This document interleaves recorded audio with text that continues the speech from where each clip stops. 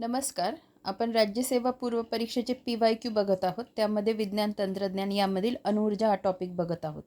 यापूर्वी एक जो प्रश्न आलेला होता तो आपण 3 पार्ट्समध्ये कंप्लीट केलेला. आज आपण दुसऱ्या आणि तिसऱ्या क्रमांकाचा प्रश्न बघणार आहोत. ठीक आहे, बघा. तर दुसरा प्रश्न काय आहे?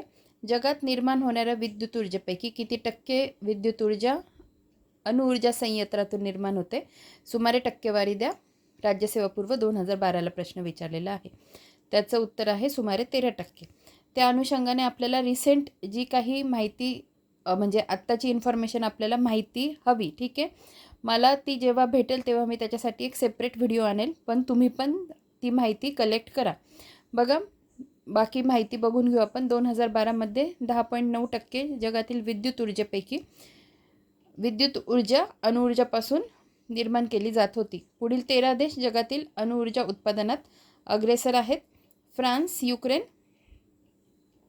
Slovakia, Hungary, Slovenia, Belgium, Armenia, Sweden, Finland, Switzerland, झेक प्रजासत्ताक, बल्गेरिया आणि दक्षिण कोरिया. ठीक आहे, आणि या सिरीजमधला शेवटचा प्रश्न काय आहे बघा.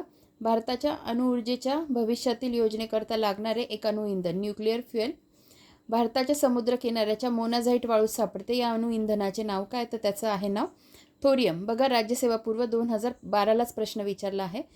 तुम्ही ऑब्झर्व केलं तर 2012ला 3 प्रश्न अणुऊर्जेवरच विचारण्यात आलेले आहेत.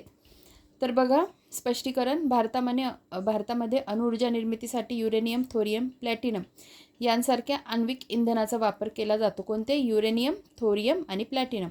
थोरियम केरळमधील, इथे हे प्रिंटिंग मिस्टेक असेल, इथे पलक्कड असू शकतं आणि इथे कोल्लम जिल्ह्यामध्ये थोरियमचा साठा मोनोझाईट वाळूत सापडतो. तो जगातील एक समृद्ध साठा आहे. पण जर गुगल सर्च केलं तर ही माहिती येते. Thorium is found in the coastal sands of the Kollam and Alappuzha district of Kerala. ठीक आहे, पुढे बघा. लिथियम. झारखंड, राजस्थान, मध्य प्रदेशमध्ये लिथियमचे साठे आढळतात. तर अशा पद्धतीने हे तीनही प्रश्न खूप महत्त्वाचे आहे. आणि यावरून तुम्हाला एक कळतं की असं काही ठराविक टॉपिक ठरवलेले नाही आहेत की त्यांनी ठरवलं तर अणुऊर्जेवर त्यांनी 3 प्रश्न विचारले आहेत. त्यामुळे मार्क डिस्ट्रीब्युशन कोणत्याही प्रकारे होऊ शकतं. त्यामुळे आपल्याला सगळे टॉपिक व्यवस्थित करणं गरजेचं आहे. नंतर आपण पुढे टेलिफोन हा टॉपिक बघूया. धन्यवाद.